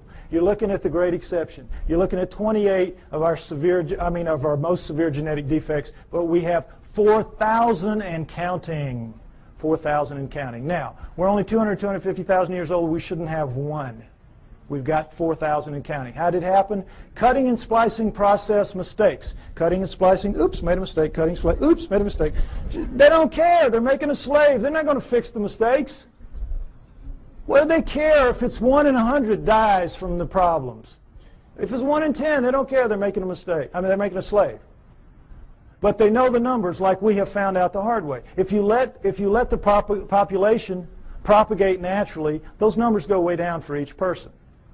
Right now, as we sit here, we average about 50 of the 4,000, each of us. And we have a mating with our mate. If we share any of those 50, then each of our offspring will have a 1 in 4 chance of expressing it. That's why you'll get mongoloids in the best of families, mongoloids in the lowest of families, and all around the world. And that's what genetic defects are. In the wild, you will get 2-headed calves and 6-legged goats. That's a sperm-egg misconnect. That's not something that you see steadily on and on. A little gem like spina bifida, which is not going to let you live to adulthood, nor is it going to let you reproduce if you do. What's that doing in a gene pool? It was all put there, folks. Put there. No question. Next slide. Okay, here we go, the chromosome match. It's kind of hard to see, comparison rather. Humans, chimpanzees, gorillas, and orangutans right here. And you see how similar they are. And as we know that between humans and chimpanzees, there's 99% similarity in the DNA and 98% with gorillas. And it's like, oh, well, then that we're just kissing cousins. That's as close as you can be. We're almost the same thing. Well, not really, because we're talking about a 3 billion base pair genome. 1%, that's 30 million base pairs. That's a couple thousand strands of DNA. If you know what you're doing, that's a lot of change. But also understand that all higher animals, and never say this, share 50% and up. Squirrel, 50% and up. You see, so it isn't quite as astounding as it seems. But what we're looking at here is the Anunnaki have got themselves a real problem. And that problem is this. They come to Earth and they decide they're going to make the slave. They decide we're going to use this creature of Earth, let's say it was an Alma. They test the blood, and what do they find? First thing, big problem, 48 chromosomes. All primates have 48 chromosomes. But they, the Anunnaki, have only 46 chromosomes. How do we know that? Because we have 46 chromosomes. We descend from primates, and yet somehow we lose 2 whole chromosomes. That's an awful lot of DNA. And somehow we're so much better than them. Well, they have 68 or something like that relative to them. But we don't. We have 46. So we know this was the result of the genetic engineering, and they had a problem, the Anunnaki did. What could they do? They had to, you know, how it works. There's 24 in sperm and egg, 23 sperm and egg. So you got to get the sperm and the egg to match up, one or the other, 23 or 24. Can you take out a chromosome from the creature of Earth, the 24, and still have a creature of Earth? No. Can you add a chromosome to yourself and still have an Anunnaki? Go up to 24 from 23? No. You got a real problem. It's an insoluble problem. And you need that because you got to get the first hybrid to get in the game of the genetic engineering. You got to get something alive that is a blending of you two to begin to work on it. So what can you do? How can you solve that problem? There's only one way, and boy, is it smart. You go in and you look and you compare the chromosomes, and you find 2 that can be fused and will take up one space but maintain the integrity of all the chromosomal material. You find a spot where you can fuse 2 to make 1, and now you've got all the material but taken up one place, and now you're ready to rock and roll. You with me? All right, let's look at the number 2 chromosome close up. They just went to the second one. They just looked down the row and they said, okay, this will work. Orangutan, 2 and 3. Gorilla, 2 and 3. Chimp, 2 and 3. Human. Uh-oh. Fusion. How long do you think it would take Mother Nature to do this? There's no clearer proof that we're genetically engineered just like they say we are. Next slide. And so, I think it's fair to say that everything we know is wrong, at least about human origins, that we were given life by the gods with a small g through the equivalent of a test tube, and that we were the hair-covered hominoids, and that our humanity emerged from that. Now, this is where I normally end it, and they tell me I'm running out of time, so I want to get to the new thing that I want to share with you. Oh, no, oh, here it is. Because this is really exciting to me. On the 12th of this month, which was just recently, I received an email from a person who wants to remain anonymous. And this is what he said to me. He is a geneticist, a full-blown geneticist. And he says, "Dear Mr. Pye, I agree with your conclusions and will give you a few hints, if you wish, as a DNA deep throat. First, look up the huge discontinuities between man and the various apes for whole mitochondrial DNA, genes for the Rh factor, and human Y chromosomes, among others. Regarding number 3, the chromosomes, I refer you to K.D. Smith's 1987 study titled Repeated DNA Sequences of the Human Y Chromosome. It says most human Y chromosome sequences so far examined do not have homologs, which are similar sequences, on the Y chromosomes of other primates. Human female DNA does look somewhat ape-like, but not the male Y. This means that if we are a crossbred hybrid species, as you contend, meaning me, the cross had to be between a female ape-like creature, a creature of the earth, as the Sumerians said, and a male person from elsewhere, as I also contend. He goes on to say, what the evolutionists do is find certain genes which look very similar between man and ape, then they make a tree of descent while ignoring those huge impassable abysses of difference elsewhere. Also, by certain methods of DNA dating, one can tell that numerous genes have been recently added to the human genome. If workers in my field were to say such things openly, we would be ostracized, as I also contend, and forced to live in a tent. Any work along these lines would be rejected without any form of appeal. So what can we do? Sincerely, DNA Deep Throat. Now,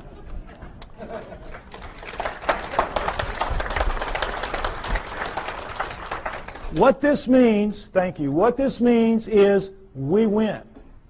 We win. Because where one of these came from, more of these are going to come. As my profile rises higher, and I think, frankly, that I'm the only person out here pushing this genetic stuff that you're seeing like this, more of these are going to come my way. We're going to win. You've seen the evidence. Now, right now, we're getting our brains kicked out.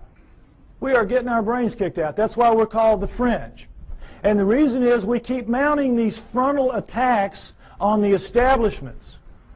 And every film that we produce, every photograph, every sighting, every testimony, every capture, every encounter that we have, and we throw at them with the best intentions. Our word is truth, is it not? Our word is, it's true. It's true. And their word is what? Liar. Liar. They dress it up. They say, well, you don't know what you're talking about. You don't know what you're seeing. You made a mistake. It was swamp gas, whatever. They're basically standing there and saying, you're just a bunch of liars. We're right and you're wrong. And because it is our word against their word, our word truth, their word liar, their word wins. Day in, day out, year after year. It's very frustrating, is it not? Boy, it just annoys the heck out of me. But what this means is we're going to win in the end. Why? Because the genes say so. The genes back us up. And right now, this is not a field that you're very familiar with. And I've worked very hard to make this very simplistic so you could understand at least the fundamentals, and it's the same in my book. You need to be aware of this is because this is the back door, kids. This is the back. We're not going to storm them from the front. We've been doing it for years. They know how to deal with us. Our word against them, we're going to lose. But in this instance, the genetic end of it, what is it? It's their word against them. It's their research against them. They're going to lose. We're going to beat them with the genetic evidence. We got to beat them. We will beat them. We know we're right. We know they're wrong. They know they're wrong. They know they're wrong. We just have to get mentally tough and accept that this is a war. This is a fight. This is not, gentlemen, Marquis de Queensberry rules. This is a dog fight. This is a knife fight. And you all have got to get out there and proselytize. You have to familiarize yourself with these basics at least. And instead of throwing things at them that are going to bounce off like BBs off a barn door, you got to start throwing some darts. This stuff will do it. This will do it. We can win. We're going to win. Thank you.